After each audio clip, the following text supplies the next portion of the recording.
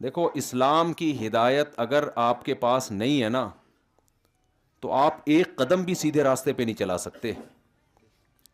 انسان عقل سے فیصلہ کرتا ہے صحیح کیا ہے غلط کیا ہے. عقل انسان کو اگر اللہ کی تعلیمات سے ہٹ کے عقل چلے گی نا وہ ہمیشہ جہنم اور گمراہی کے راستے پہ لے کے جاتی ہے.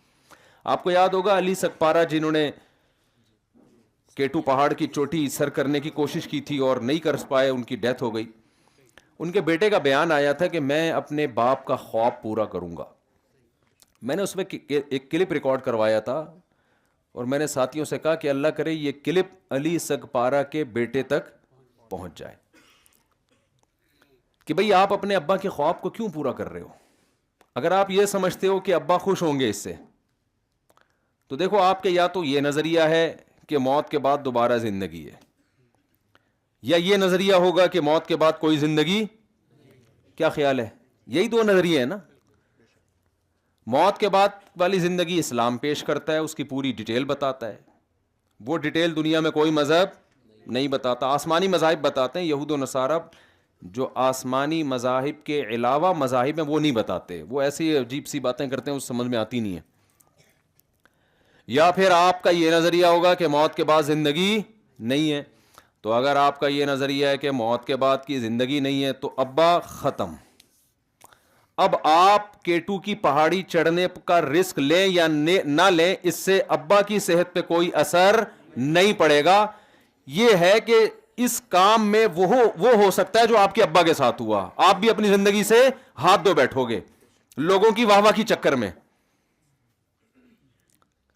لوگ جیتنے والے کو ہیرو قرار دیتے ہیں, جو اس جیت کے چکر میں مر گیا نا اس کو کوئی نہیں. ہٹلر اگر جیت جاتا نا یہ جنگ, دوسری جنگ عظیم, تو آج جرمن کا ہیرو ہوتا وہ. ابھی جرمنی میں ہٹلر کا نام لینے پر پابندی ہے. کیوں؟ ہار گیا تھا. بہت مشکل ہے میرا خیال ہے بات سمجھانا.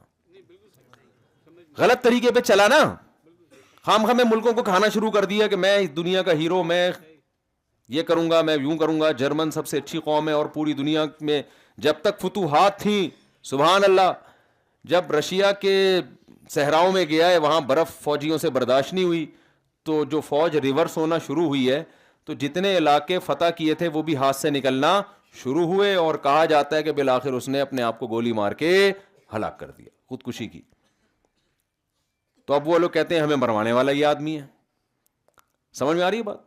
تو آپ کیٹو کی پہاڑی عبور کر لیں تو ایوارڈ مل جائے گا. مر گئے تو میرے بھائی کوئی بھی نہیں پوچھتا. تو کیوں ایسا کام کر رہے ہو جس میں زندگی سے ہاتھ دھونے کا خطرہ ہے؟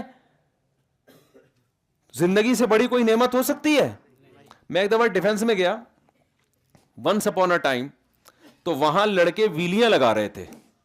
وہ آپ نے ساحل دیکھا ہوگا نا سی ویو کا, تو لڑکے کیا لگاتے ہیں وہاں پہ, اب پتہ نہیں لگاتے ہیں کہ نہیں لگاتے, یہ بات ہوگی میرا خیال ہے ابھی بھی لگا رہے ہیں. یہ یعنی 2004 یا 3 کی بات کر رہا ہوں میں. تو وہ آپ کہیں کہ اگر یہ غلط ہے تو پھر کیوں گئے؟ بے وقوفوں کو دیکھنے کا اپنا مزہ ہے, حقیقت ہے, ٹھیک ہے نا. تو ہم وہاں پہنچ گئے,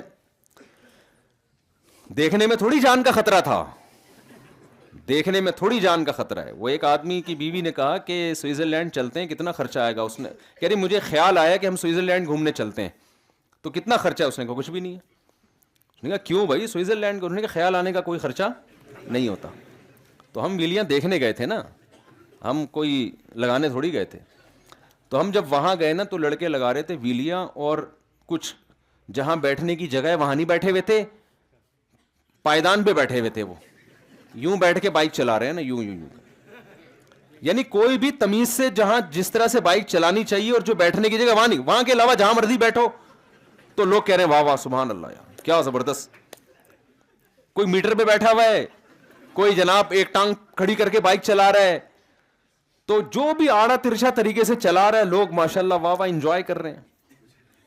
تو ہم بھی وہاں بیٹھے ہوئے, ہم نے کہا تھوڑا تفریح ہو جائے گی. سمندر پہ گئے تھے, 2-3 دوست تھے ہمارے ساتھ, ہم نے کہا تھوڑا دیکھ لیتے ہیں. پیچھے سمندر تھا, آگے یہ حرکتیں ہو رہی تھی.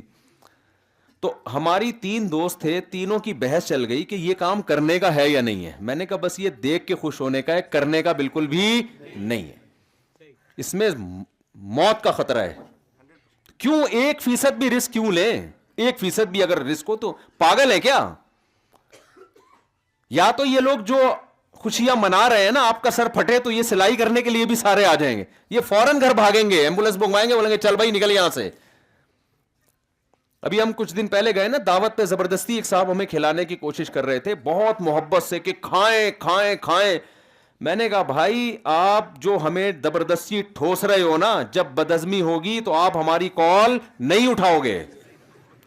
تو محبت وہ کرو جو افورڈ کر سکتے ہو، کسی کے مشورے پہ کبھی بھی ایسا مت کریں کہ اپنی صحت خراب کریں کہ اس کو خوش کرنے کے لیے کہ جی وہ اس کا دل خوش ہو جائے گا 2 لڈو اور اگر آپ کھا لیں، یہ حماقت ہے۔ جب آپ بیمار ہوں گے نا کبھی بھی نہیں آئے گا وہ۔ تو وہ ہم کیا کیا کہ ہم وہ دیکھنے لگے ساحل پہ، تو وہ جناب میں یہ بات کر رہا ہوں یہ دیکھنے کی حد تک ٹھیک ہے میرے بھائی، پریکٹیکلی میں نے کہا بے وقوفوں کو دیکھنے کا اپنا مزہ ہے، عقل مند تو نظر آتے رہتے ہیں، تو تھوڑا سا بے وقوف لوگ بھی دیکھ لیں کیا ہوتے ہیں۔ تو انہوں نے کہا نہیں یہ کچھ نہیں ہوتا یار، رسک تو لینا پڑتا ہے بڑے کاموں کے لیے۔ ہم نے کہا بڑا کام تو نہیں ہے نا، یہ بڑے کام تو انسانیت کی خدمت ہے بھائی۔ آپ پہاڑ کیٹو پہاڑ پہ جا رہے ہو، کوئی بیمار پڑا ہوا ہے، کوئی پھنس گیا، اس کو نکالنے کے لیے رسک لے رہے ہو، سبحان اللہ بھائی۔ یا کوئی سمندر میں ڈوب گیا، اس کو بچانے کا رسک لے رہے ہو آپ، بشرطے کہ آپ کو تیراکی بھی آتی ہو، ورنہ 1 کے 2 ہو جائیں گے۔ صحیح۔ وہ ایک آدمی کو 1 کے 2 نظر آتے تھے، ڈاکٹر کے پاس گیا، جی مجھے 1 کے 2 نظر آتے ہیں، کہتے ہیں آپ چاروں کو یہ بیماری ہے؟ یا اس کو 1 کے 4 نظر آ رہے تھے۔ تو وہ کیا کریں، چٹکلے بہت یاد آتے ہیں۔ ایک آدمی کو ڈاکٹر کے پاس گیا، کہنے لگا مجھے وہم ہو گیا کہ میں بندر ہوں۔ تو اس نے کہا پنکھے سے نیچے اتر تو میں تیرا علاج کروں گا نا، اوپر بیٹھ کے بتا رہا ہے میں بندر ہوں۔ تو ابھی ہم یہ بات چیت کر رہے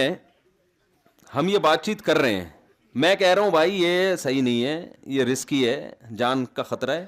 وہ کہہ رہے ہیں ابے نہیں یہ میں تو تیرے مولوی ٹائپ کا آدمی، تو مجھے کہہ رہے ہیں یہ مولویوں نے تو ویسے ہی ہر چیز کو پابندی لگائی ہوئی۔ بات چل رہی ہے اور ایک لڑکا دھڑام سے گرا اور اس کا سر کھل گیا۔ تو ایمبولینس آئی ہے، جان نہیں تھی اس میں، لگ رہا تھا کہ ایکسپائر ہو گیا، پتہ نہیں پھر بعد میں بیچارے کا کیا ہوا۔ پھر اگلے ہفتے اطلاع آئی کہ جی یہاں ہائی وے پہ بائکوں کی ریسنگ ہو رہی تھی، تو وہ بائکیں آپس میں ٹکرائی ہیں، آن دا اسپاٹ دونوں کی ڈیتھ ہو گئی۔ لیکن وہی بات ہے کہ جہاں میں ہے عبرت کے ہر سو نمونے، مگر تجھ کو اندھا کیا رنگ و بو نے۔ اس دنیا کی جو اٹریکشن ہے نا، یہ انسان کو اندھا کر دیتی ہے۔ ایک واہ واہ ہوتی ہے نا، جب بائک میں جیت جاؤ گے آپ، واہ واہ بھی تو ہوگی نا۔ اس واہ واہ کے چکر میں کسی نے اپنا گھٹنا ضائع کروا دیا، کسی نے ٹخنا لوہے کا ڈلا ہوا ہے، کسی کے لٹو ڈلا ہوا ہے، ٹھیک ہے نا، کسی کے کیا ڈلا ہوا ہے۔ تو یہ واہ واہ کے چکر میں ہوتا ہے، بے وقوفی ہے۔ تو خیر ہم جو اصل بات عرض کر رہے تھے آپ سے، تو علی سگپارا کا جو بیٹا ہے، میں نے کہا یار ان کو یہ اصل میں یہ تو اور بہت سارے لوگوں کی پلان ہوتے ہیں نا، میڈیا پھر ان کو پروموٹ بھی کرتا ہے، واہ بھائی اپنے باپ کا صحیح وفادار ہے، اپنے باپ کے مشن کو کون پورا کرے گا؟ بیٹا۔ بھائی مشن کیا ہے، اس سے کیا فائدہ ہو رہا ہے؟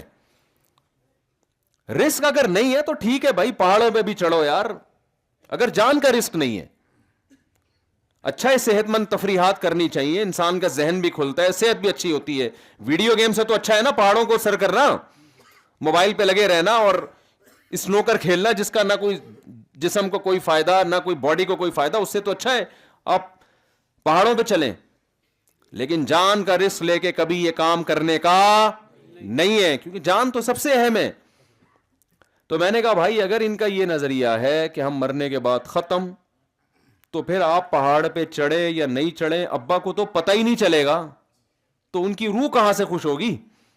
تو کیوں وہ کام کر رہے ہو جس کا ابا کی محبت سے کوئی تعلق نہیں ہے؟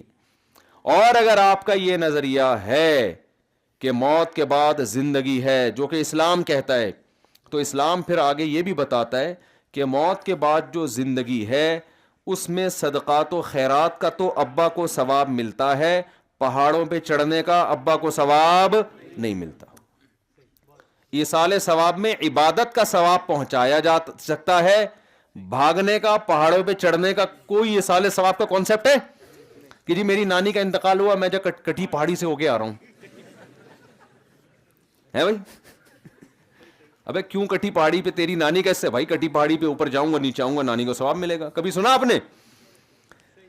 شاید میں مار میں ایسا ہوتا ہو، میری نانی کا اللہ نہ کرے انتقال ہو گیا، میں موٹر سائیکل کی ریسنگ میں آج جیت کے دکھاؤں گا. بھائی اس کا نانی سے کوئی تعلق نہیں ہے. تو خوب سمجھ لو، آپ کو اللہ نے جو اسلام دیا ہے نا، اللہ کی قسم اس سے بڑی نعمت آپ کے پاس نہیں ہے. اسلام آپ کو گائیڈ کرتا ہے. آج جو لوگ ڈپریشن میں جا رہے ہیں، گمراہی کی طرف جا رہے ہیں، اسلام سے آہستہ آہستہ کنارہ کشی اختیار کرنے کی وجہ سے. اسلام آپ کی کنفیوژن دور کر دیتا ہے، ہر چیز میں گائیڈ کرے گا آپ کو، اور دو اور دو چار کی طرح. اور یہ گائیڈنس چونکہ اللہ کی ہے، لہذا اس میں بحث کا آپشن کیا ہو گیا؟ بند. اسلام کے علاوہ جب بھی غیر مسلم سے بات کرو نا، ان کے 30 40 سال اچھے اور برے کو ڈیفائن کرنے میں نکل جاتے ہیں. سمجھ میں آ رہی ہے بات؟ یہ سمجھانا نا کہ اچھا عقل سے اگر فیصلہ کرنا شروع کر دو، زندگیاں برباد ہو جائیں گی.